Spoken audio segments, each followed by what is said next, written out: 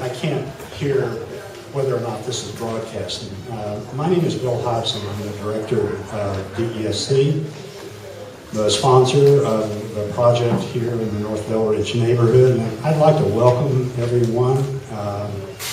There probably will be a couple of other people joining us up at the head table, a representative from the city and a representative from the county that are not here yet. We wanted to, in respect for everybody's calendars, we wanted to get started on time. The purpose of this meeting is to begin a process that hopefully will lead to greater trust between the organization I work for and residents in the neighborhood, especially correct what I think is clearly an opinion held here that the neighborhood has not been heard. And we certainly want to begin a process of proving to you that we will listen to the neighborhood and take your issues and concerns into consideration as our project moves forward. How we intend to use the information that you present to us tonight is recurring themes that appear in public testimony will inform the agenda of the advisory committee that will go forward. And I think there's a handout that that explains what the advisory committee is and a bit of the format. So without further ado, I'd like to turn it over to the co-chair of the committee, and I'm sure a person that's familiar with all of you, resident Pete Spalding. Okay, thanks, Bill. Just quickly, we have Vanetta, Angela, Jane, Nicole, Olympia, and Steve up here, and this group collectively makes up the Delridge Supportive Housing Community Advisory Group. What we're going to do tonight is just simply conduct this as a normal public hearing would be conducted. And so we have two microphones, one on either side of the stage. And as we call your name, we'd ask that you come up, and each person will be allotted 2 minutes. We have a timekeeper over in the corner from Joe McDermott's office, and so she will be holding up some handy-dandy signs to let you know where you are in your time. We'd also like to thank Patrick from the West Sale blog being here tonight. He's recording this session, so it will be in entirety will be available on the blog. I think he said about 10 minutes after we ended. Not more than 5. Yeah. So anyway, but thank you very much, Patrick, for coming tonight. And so we're just going to go ahead and get started, and we'll call you up in the order in which you've signed up. And if you have not signed up to speak and you decide that you do want to speak, there's still someone out at the table, and you could sign up out there, and then we'll call you in order. So we'll start with the very first, it's like Evie Turlinchamp. So if you'll just come up to this mic, and then Eve Ellsworth, if you'll come up to the other mic. So. Okay, I think that's better. Otherwise, my forehead is going to have to speak into it. Yeah, I've been a long-time resident of this neighborhood. I've lived here for over 20 years, and I've seen a lot of changes. My biggest concern right now, because I do live very close to the park and very close to this proposed, or to this development, is what effect it's going to have on crime. Right now, we still have, Delridge has been notorious for it, and it's still, there's a tremendous amount of drug dealing, tremendous amount of violence from alcoholism, tremendous amount of public, problems and damage due to it. I am a frequent user of the parks and the library, and I mean a daily user of the parks and the library. So what I see, and I literally have had people flash semi-automatic handguns. I've seen along Brandon and 26. So this is a neighborhood that's already fairly at risk. Now, what has the Southwest Precinct and crime prevention had to say about? Has there been any impact on any input from that, from the police, basically the local police precincts, as to what that's going to do to this immediate neighborhood? We have a definite problem here. It's not going away, and this is just going to make it worse. I'm under 2 minutes. So that's really one of my biggest objections to this, is that I don't think it's been vetted from that standpoint. At least I don't see what's been done. Do they just consider us a trash neighborhood, which is my impression as a resident. And 20 years ago, there was a lot more problems here when I first moved in. It was a much more difficult neighborhood to live in.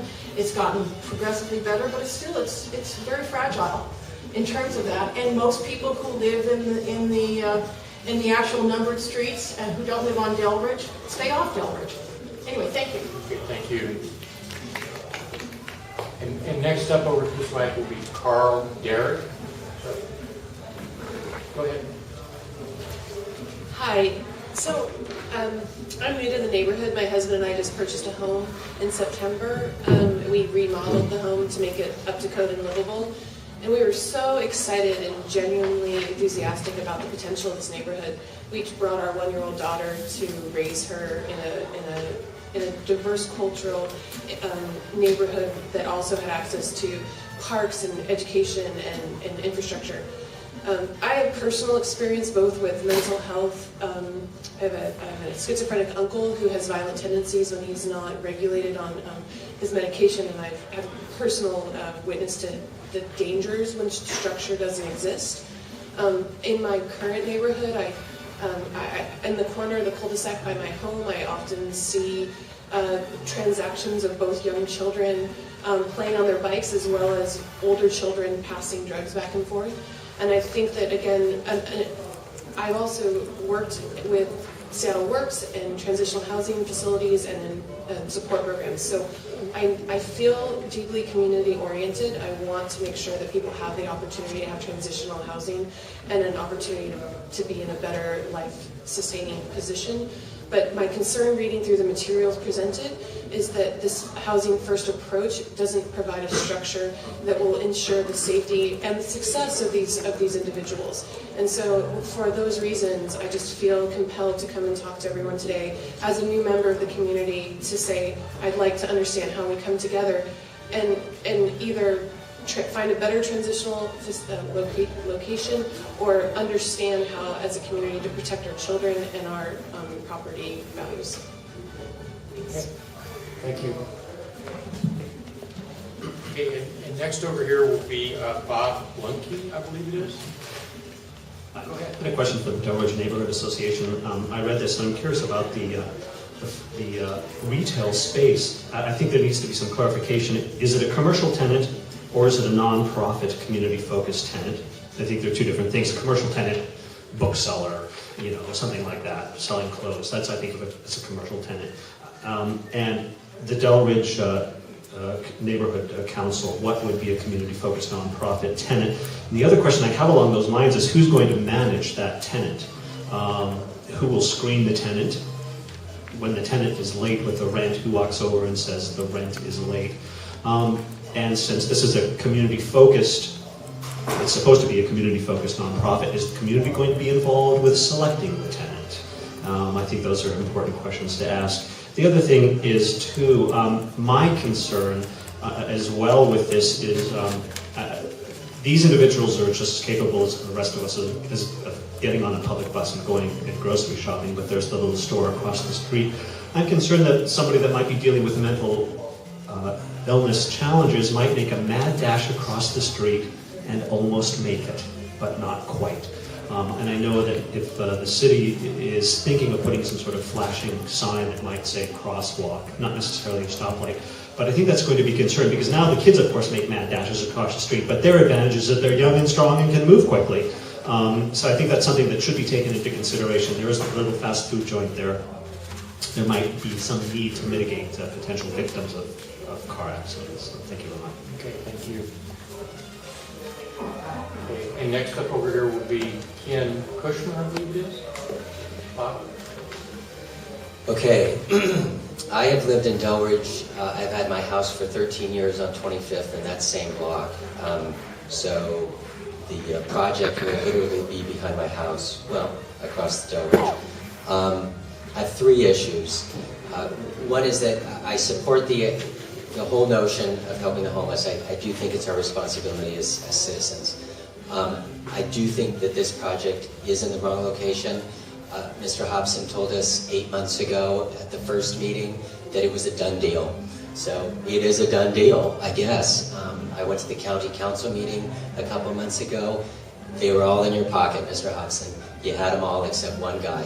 So while I do support helping the homeless and doing the shelters, this one is too big. They did lower it from 75 to 66 because it was illegal to have 75. There's all kinds of I don't want to get called names here, but interesting things going on with how the DESC has dealt with us as a neighborhood and has dealt with the city and the county. I have a minute.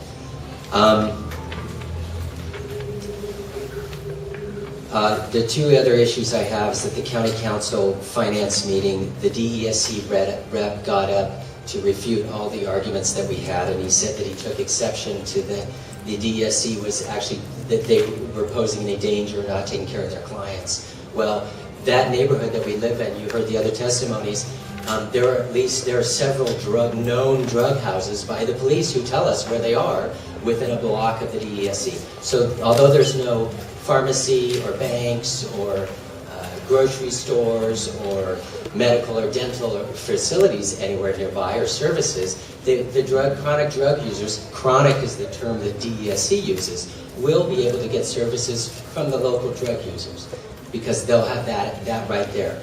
And they'll also, across the street, the little store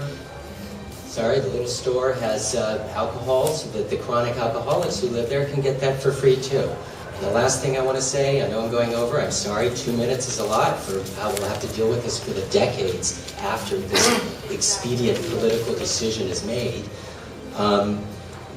Just one dissenting vote at the council against this was the mayor of Burien, and he said, I am very concerned that the city of Seattle, with $4.5 million in funding from the city, and they're all broke, and $500,000 from the county, and our taxes just went up, and another $500,000 from the state, and then the rest to be covered by taxes. All of our money, DSC's putting a little here. So all this money is just concentrating poverty in specific areas of the city. It's putting an at-risk community on top of an at-risk community. Thank you. Ken Cushman and then Mike Beatty. All right, my name is Ken. I'm a recent homeowner here in the Delridge area, a few blocks away. I work with mentally challenged people in a program called Outdoors for All. I have seen how managed care can make a big difference in their lives. I appreciate you all bringing this to the community to get our input. My primary concerns are safety. I noticed that there is a school that's a few blocks away. It may or may not be reactivated. I don't think it's occupied at the present time. And I am curious to know how DESC is going to improve the safety on our streets, whether we can get some input and assistance from our local police department to maybe discourage some of the drug trafficking that's going on around here. So for me, this is just an informational meeting. I don't have a strong opinion one way or the other. I do appreciate some of the other views here and how it might affect us economically. But at this time, I'm really just coming here with open ears. So, Thank you. Okay, Mike Beatty and then Michael McElhaney. Mike? I don't know what those little wands are that they use on those Harry Potter movies, but then I don't know if you can go back in time with one of those things or not, but if I could use one of those to go back in time, I'd restart this thing from the beginning. Unfortunately, because the way this thing has unfolded from when this neighborhood became aware of it has been very ugly. Unfortunately, I have this sense that the organization known as the Downtown Emergency Services Center would not want to do it over again. Because this is how they've rolled in every other neighborhood. It's come in, hit hard, hit fast, get the project done. I've had discussions with certain individuals within the organization, and they've so much as said that. It's wrong. It's wrong to take an approach with a project as sensitive as this, in a neighborhood as sensitive and fragile as this. Yeah, it's come a long ways, but it's got a long ways to go before it can be called stable. There's instability everywhere, from the board school to this building to DNDA to the various vacant houses that are being occupied by squatters right now. On and on and on, it's unstable. So it's really disturbing to get a little inside look of how these projects are put in. And I do mean put in. There's no upfront engagement. I made efforts way back in this spring of 2011 to try to find out what was going on with that property, because I knew it was up for sale. I knew there was a potential buyer. It was in the nonprofit world, and I was very concerned. I made every effort to find out who it was that was buying it or making an effort to buy it. I contacted city officials. I contacted nonprofits in the neighborhood. Everybody was mum. Turns out the DESC had been working on a purchase and sale agreement or efforts to purchase the property for months in advance of that. So this thing was slid in. And if you'd done it the way I would wave my wand, we could have offered you other sites in this neighborhood that would work better for everybody. And it's infuriating to me that these things just get rammed in. Sorry to go over. Michael McElhaney. Hi. I would like to see the agencies involved in this project held accountable for establishing a ratio of subsidized housing to non-subsidized housing units. And what's a balanced ratio for any community? Is it 1 to 5? Is it 1 to 10? Is it 1 to 20 units? One subsidized unit to 5, 10, 20? What is that ratio? Has anybody taken the time to do that? Then further, I would like the same people to audit the number of subsidized housing units in this community. I did. I went through every King County property tax record to look. And it's a staggering, it's something like 1 to 3 subsidized units to non-subsidized units. And I think that's grossly out of balance. And I don't think anybody's done due diligence to see whether this is an appropriate fit in this neighborhood. We continue to have more and more low-income housing, now homeless housing added to our neighborhood. We are a stressed neighborhood, and it's too much. It's too much to try and overcome that. Put it somewhere else where that ratio is a little more balanced. And I'm just, I'm shocked and dismayed that anybody could. I don't know, what drives your decision? I mean, really, does anybody really look at the facts or the data? What drives the decision to go, hey, that's a great neighborhood? Because apparently, as far as I can tell, nobody really did that. It was either cheap or convenient or common, to put things like that here. And I'm disappointed. So that's everyone that has signed up to speak. Is there anybody that did not sign up that would like to speak? Okay, well, thank you all for coming, and that will end our... I get 2 minutes? Uh-huh. He said there were 9. Okay, if you come up to the microphone and give us your name, please.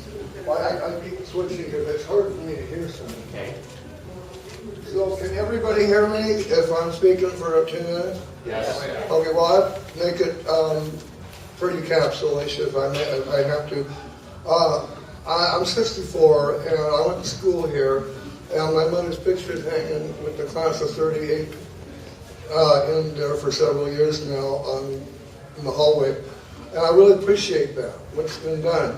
And I have a little house up there on Delridge, came here in the 50s and went to school here for 5 years, came back.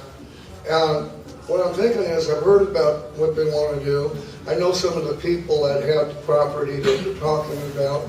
And I try to help some homeless people when I came back. I'm kind of a single lone person. But we got 2 houses up there, 3 blocks that we own, my sister and I. And the thing I want to say is that what I found was when I was young, I didn't even know about what school was. I wanted to maybe, when I was 5 years old, 6 years old, starting school, I want a job. I want to help people. This neighborhood back then, okay, was when I was a kid, you might mow a lawn or pick weeds, but there was nothing to do. And then I've heard stories about, as I was growing up when I moved away even, that Delridge had problems with people. And now that place up, that area up there where they want to build this place, to me, it seems like a more likely place. I don't know where else in town would be more appropriate. But the thing is that I wanted to say that the things, I like things. I think that things, I came back, and not just young people in the summertime with nothing to do, and but I had a lot of money in the bank. I inherited some money, not $100 grand, but a lot. And I had a renter next door. And I tried to help people to be recyclers or something and do it legitimately. But the city and other forces kind of got me down about it. Okay, so I'm just saying that it needs an economic base and a supermarket, and I wish I had a couple more minutes to tell. Okay, thank you. Okay, thank you.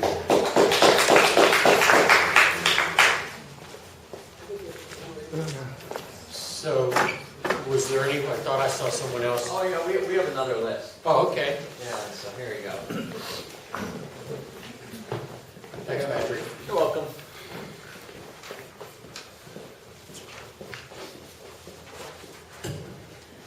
Okay, Dan Murphy, and then followed by Aaron Jennings. I used to be Murphy, but that's, if That's there's anybody you? that needs to know me here, that's why I signed my previous name. Okay, so Aaron Jennings, and then Patrick Bear after that. So, is that okay? Yep. All right. So, my name's Aaron Jennings. I live and own the house directly behind where this project is going in. And I would like to start off by saying that the response from DSC so far between them and the architects has been rather lukewarm to adjoining property owners, and if not sort of openly hostile in their negligence of information. I don't feel like we should have to run around looking for it, what's happening. It should actually be told to us what their plans were. I actually contacted the DSC a year ago when they were first looking at these or more than a year ago, and was told that it wasn't going to happen. Then it came through again, and in that time period, my wife and I had a house fire, burned down most of all of our garage, and when DSC wasn't going to do anything there, we decided to go ahead and rebuild, which I would not have done. Would not have invested that heavily in our property if it was known beforehand when it was already in process. So there's a lot of problems there, I think. I have a lot of problems with the design of the building as is put out right now. I also feel like I want straight from DSC a signed agreement of no sexual predators allowed in that building, period. And I want that done before anything else happens. Because there's been a lot of talk about it, but I haven't seen anything in paper yet. And I want that to happen. I live there, and I'm facing having 30 some odd people staring into my back window of my house 24 hours a day. And I need some guarantees of safety and what the responses will be to residential problems. And there's a whole other list, but I got 2 minutes. Thank you. Patrick? Oh, yes.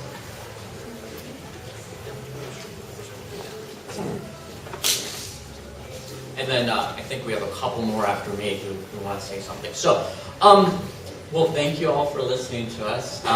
I do have some concerns. My concerns are, I know part of the process is to basically look and see how this works for DSC, but I don't understand why no one's looked at our neighborhood. In the news recently, we've heard about this new Seattle arena, and they have a big committee to see if this actually makes sense for the city. But no one's taking any time to see if this makes sense for us. You refer to a study that takes place in Harlem and say that is our neighborhood. We're no Harlem. We don't have that density. I mean, I just don't understand how you decided this was a good property, not only for the DSC facility, but for our community. We don't live in a vacuum.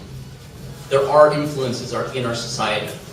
DSC say, you know, they're not community builders. Well, the city of Seattle is, and King County is, and the state of Washington is. We've been listed recently as a community that is a transitional neighborhood. Within 10 years, I think we're still a transitional neighborhood. And is this something you add to a transitional neighborhood? Is more people who are vulnerable and need help? It doesn't make sense. You're not looking at this. You're looking at the needs of one specific group, but not the entire group. I mean, I'm baffled. And then, I don't know, I have more time. I mean, I think what you guys do is great, but I mean, you have to look at the big picture. I mean, this isn't just about one small group of people. It's about everyone. So, thank you.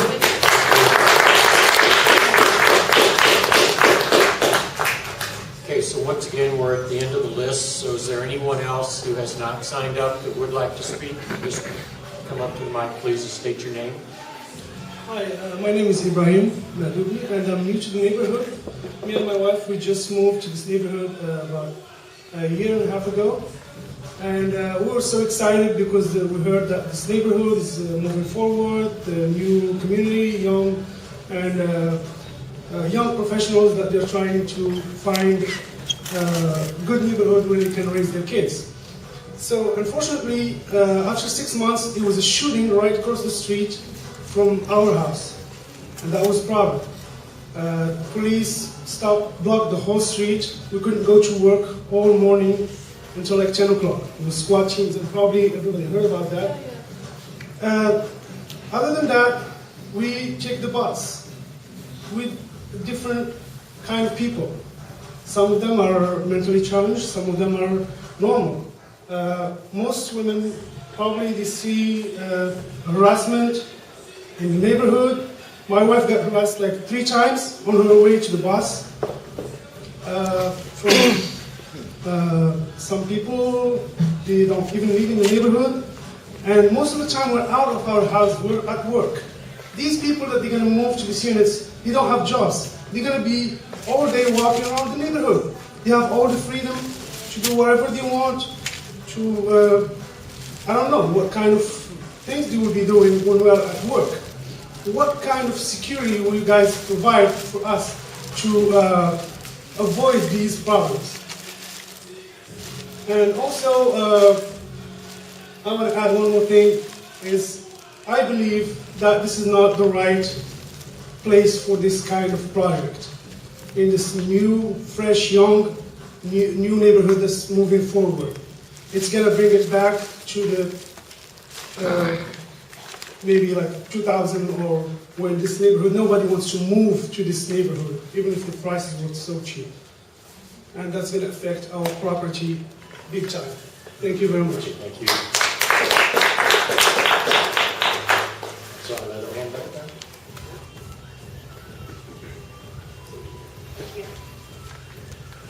I just entered. I've come straight from the airport, so I hope none of my points are repetitious, and thank you. I want to just thank you for your time.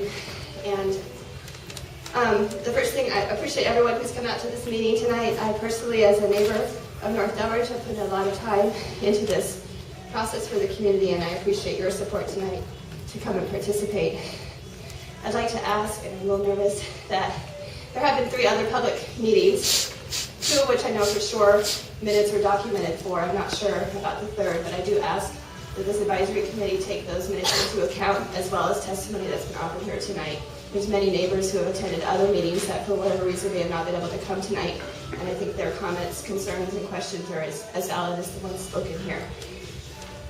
I know a lot of neighbors have spoken about safety, concerns about drug dealing going up, and I don't know if that will happen or not.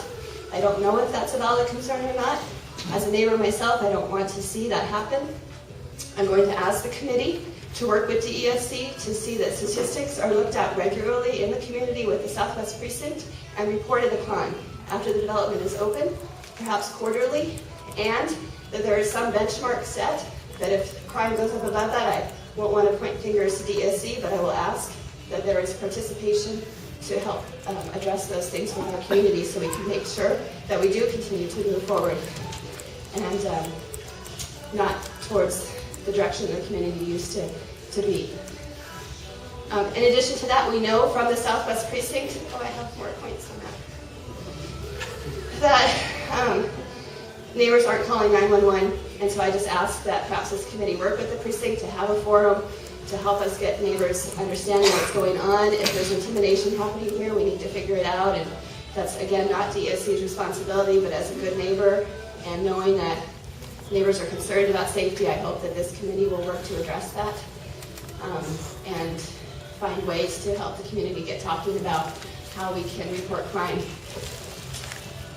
Would anyone mind if I finish my points? I appreciate it. I understand that it is a funding condition for DSC to have a community relations plan. That means that the city and the county have required to receive public funds, that DSC have ongoing community relations with us. And I would like for this committee to find a very valid way to document that plan and to be part of that review. I'm afraid that some of the writings that DSC has written, in my opinion, about their relations with the community has not always accurately reflected my experience. And so if funders are going to be reviewing, and if there's funders in the room, if you're going to be reviewing any kind of reporting about the community relations plan, I ask for community perspective as well. Just a couple more points. I did participate in setting up a forum in October. Those that attended will remember that a lot of questions and comments came out of that meeting. They were documented on the wall here, if you were here, and on tabletops. Everything was captured in writing. I referred to minutes earlier. I'd like for those to all be reviewed by the committee. From that, the group of individuals that put on that meeting, we did distill that down to 30 questions, which was a significant effort. Taken all of the information that we had, we tried to find some common themes. Those questions are available on the Delridge Community Forum website, and they were submitted to DESC. I'd like to just document 3 months ago. I have been told that the answers are forthcoming, and I appreciate that. I do have to question if that's being very responsive to the community. 3 months seems like a long time to answer 30 questions. That would answer your questions tonight about how does the facility operate, how is it sited, questions that neighbors have that would help us understand and be able to move forward in accepting and embracing this project. And so I ask that that's looked upon soon for neighbors. Okay, thank you. Thank you. Please continue to attend ongoing meetings if you can.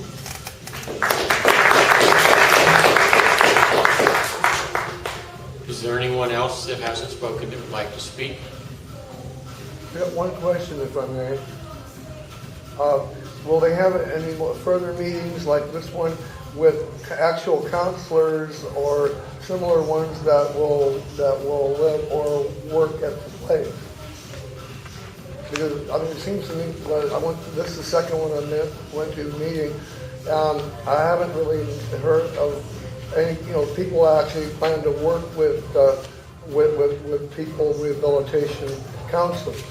And I don't think that's our purpose. Well, I mean, as that would help committee. to explain. They would have to give an honest opinion of how likely they were to get along, and help their clients. That's my opinion. Thank you. All right, well, if there are no other just to clarify, when you said that's not our council, misunderstanding. To be counselors, For us as counselors, but we are going to hear from, if it's part of our work. right. So it's possible that we will have meetings that are focused on, hearing from providers. Hi, my name is Carrie Kohlhaas. I am a neighbor in North Delridge, close to the property. First, I want to say I really do appreciate people being here because it makes a difference to have input from the actual community around a facility like this. And I am concerned that there are only 2 people that I know of on this advisory committee who actually live in North Delridge.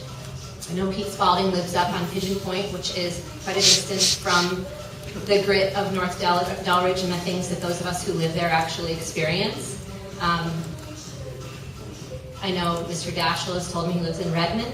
And I appreciate that people need to live in different places. Everyone can't live in North Delridge, right? But I will say that it concerns me, and it concerns me greatly that there isn't more input on this panel from actual Delridge neighbors, because we've had a lot of Delridge neighbors show up to meetings. In fact, the first meeting actually the only meeting hosted by DESC before neighbors got involved and started hosting meetings, was at our smallest venue available in the neighborhood, 40-person capacity library conference room, which I thought was just abominable, knowing that there would be a huge outpouring of concern in our community that you would intentionally select the smallest venue in the entire community. No answer was ever given to the community when asked why that was selected. But from that meeting, which was more than 40, in fact we turned away dozens of people, my husband didn't even get in, and following up the neighborhood organized meeting that happened here at Youngstown, there has been a lot of input, as Tanya mentioned. And why are more of those people not represented in an advisory committee? I don't really see enough people on this committee who have both the experience living in the community and understanding of the situation that people are concerned about. To that end, I like to say that over the course of these meetings, there have been concerns about what could happen in the future. There's been a lot of speculation, and there's been a lot of fear. I've heard some of that. I've also heard people with some really great points to be made about what's already happened. And that's really where I stand right now after being very involved as the neighborhood chair when Nicole McCree first called me and ate her lunch on the phone with me while she told me about this project, which I thought was really disrespectful, by the way. And I do want to mention that because it was the beginning of our relationship. And over the course of time, every interaction I've had with Nicole and Mr. Hobson has been along those lines, dismissive of our community, dismissive of people's concerns, and really latching on to the people who have fear-based concerns about the future and kind of portraying all of us in that light. And I think that's been very unfair and very advantageous of you and opportunistic of your organization. Yeah.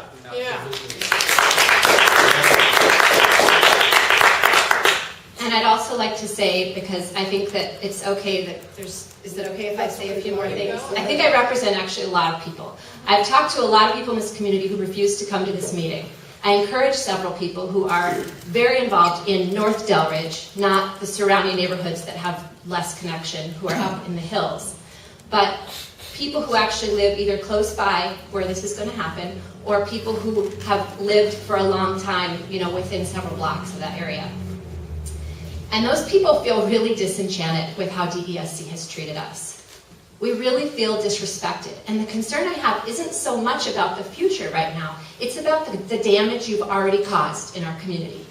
People who won't talk to each other because of the way that you moved in and the way that you pitted us against each other. And you really did that.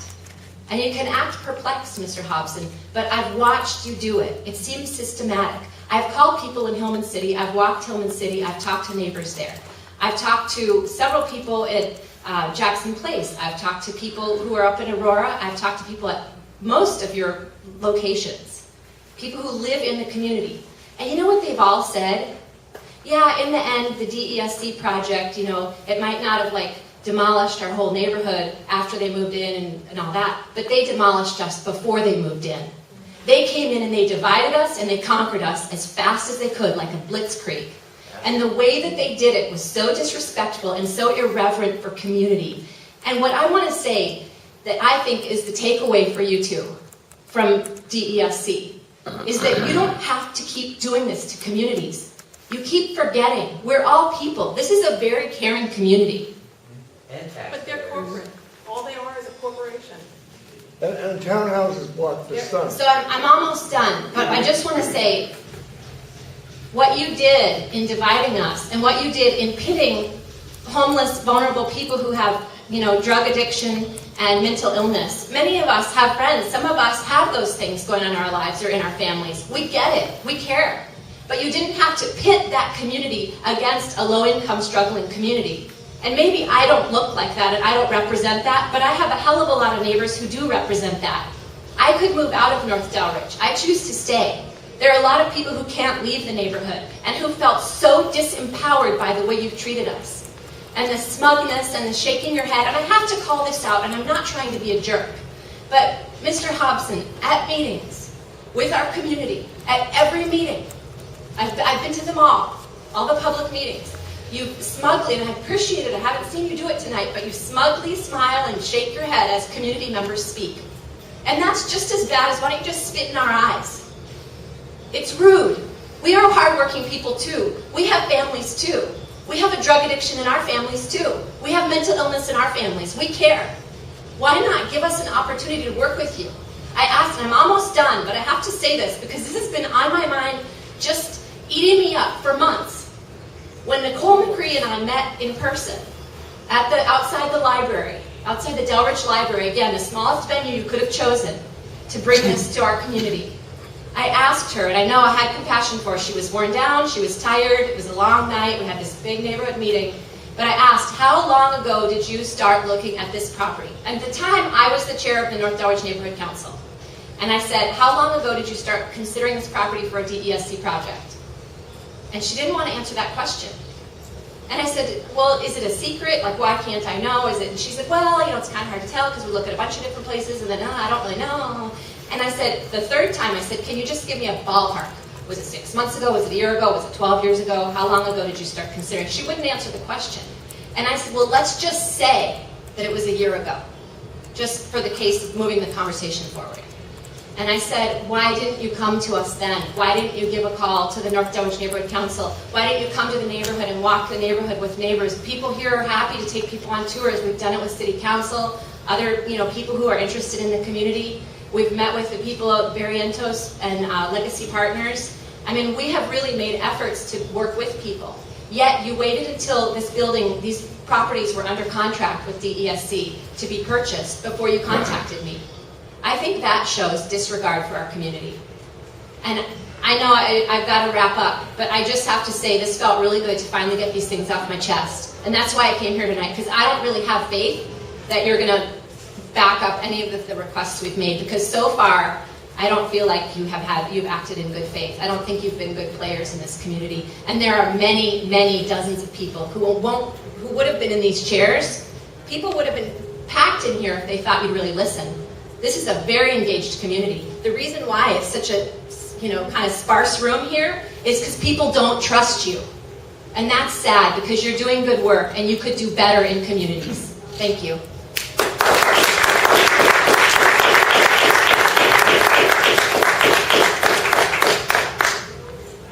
Is there anybody else that hasn't spoken that would like to speak?